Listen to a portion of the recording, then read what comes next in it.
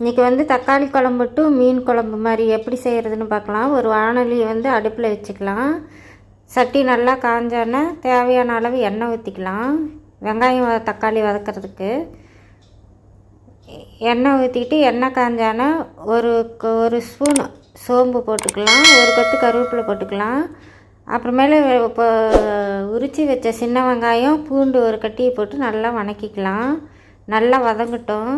நல்லா வந்த அளவுக்கு வதங்கின வாட்டி தக்காளி 2 தக்காளி கட் பண்ணி வச்சுருக்கேன், அதையும் அதோடு சேர்த்திக்கலாம். நல்லா வதக்கலாம். தக்காளி நல்லா கரையிற வரல நல்லா வதக்கிடலாம். இந்த அளவுக்கு வதங்கின வாட்டி குழம்பு மிளகாத்தூள், அதாவது மீன் குழம்பு மாதிரி வேணும்னா கொஞ்சம் புளி சேர்த்துக்குங்க. புளி வேணாங்கிறவங்க விட்டுருங்க. தக்காளி குழம்பு மாதிரி வேணும்னா நான் வந்து புளி சேர்த்துக்கிட்டேன். குழம்பு மிளகாத்தூள் 2 ஸ்பூன், மல்லித்தூள் 1 ஸ்பூன், மஞ்சத்தூள் 1 ஸ்பூன் போட்டு நல்லா கிளறி நல்லா அதோடையே நல்லா வதக்கி எடுத்துக்கிட்டேன். இப்போ வந்து அடுப்பு ஆஃப் பண்ணிடலாம். ஒரு மூடி தேங்காய் திரி வச்சுருக்கேன், அதை மிக்ஸி ஜாரில் சேர்த்துக்கலாம். சேர்த்து கொஞ்சமாக தண்ணி சேர்த்து நைஸாக அரைச்சி எடுத்துக்கலாம். அரைச்சி எடுத்துகிட்டு வந்துடுறேன். அந்த அளவுக்கு அரைச்சி எடுத்துகிட்டு வந்தேன்னா வதக்கி வச்ச மசாலாவை அதை கூட சேர்த்துக்கலாம். சேர்த்து போட்டு நல்லா நைஸாக அரைச்சி எடுத்துக்கலாம். அரைச்சி எடுத்துகிட்டு வந்துட்டு இந்த அளவுக்கு நைஸாக அரைச்சி எடுத்துக்கிட்டோம்னு வச்சுக்கோங்க, நல்லா ஃபைனாக பேஸ்ட் ஆயிரும்.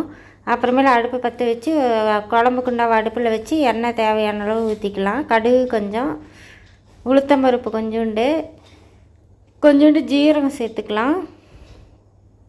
ஜீரகம் சேர்த்து நல்லா பொரிஞ்சு வந்தாட்டி வெட்டி வச்சுருக்க கருவேப்பிலை ஒரு கொத்து போட்டு வெட்டி வச்சுருக்கிற சின்ன வெங்காயம் கொஞ்சோண்டு சேர்த்துக்கலாம். சேர்த்துட்டு வதக்கிறதுக்கு ஒரு 1.5 தக்காளி கட் பண்ணி வச்சுருக்கேன், அதையும் போட்டு நல்லா வதக்கிக்கலாம்.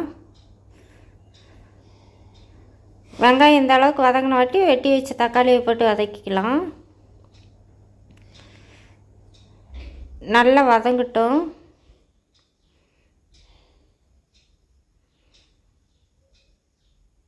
இந்த அளவுக்கு நல்லா வதங்கின வாட்டி அரைச்சி வச்ச மசாலாவை எடுத்து அதோட சேர்த்துக்கலாம்.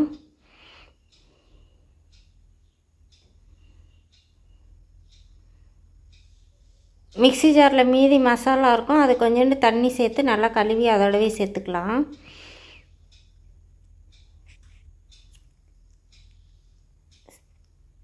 நல்லா கிளறி விட்டுக்கலாம். நல்லா கிளறின வாட்டி தேவையான அளவு உப்பு சேர்த்துக்கலாம்.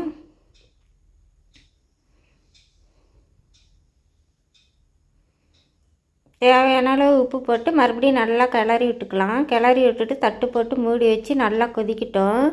ஃப்ரெண்ட்ஸ், உங்களுக்கு புளி வேணுன்னா சேர்த்துனிங்கன்னா மீன் குழம்பு மாதிரி ஆயிரும்.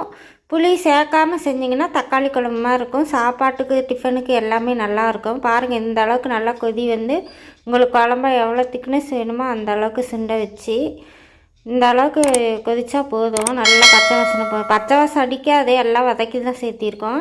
இந்த அளவுக்கு ஆனான்னு சாப்பாடு போட்டு அப்படியே தள்ளன்னு குழம்பு ஊற்றி சாப்பிட்டிங்கன்னா அப்படியே சூப்பராக இருக்கும். ஒரு டிப்ஸு, உங்களுக்கு மீன் குழம்பு மாதிரி வேணுன்னா புளி கொஞ்சமாக சேர்த்துக்குங்க. தக்காளி குழம்பு மாதிரி வேணுன்னா புளி சேர்க்காதீங்க. அவ்வளோதான் ஃப்ரெண்ட்ஸ். நன்றி. அடுத்த வீடியோவில் சந்திப்போம்.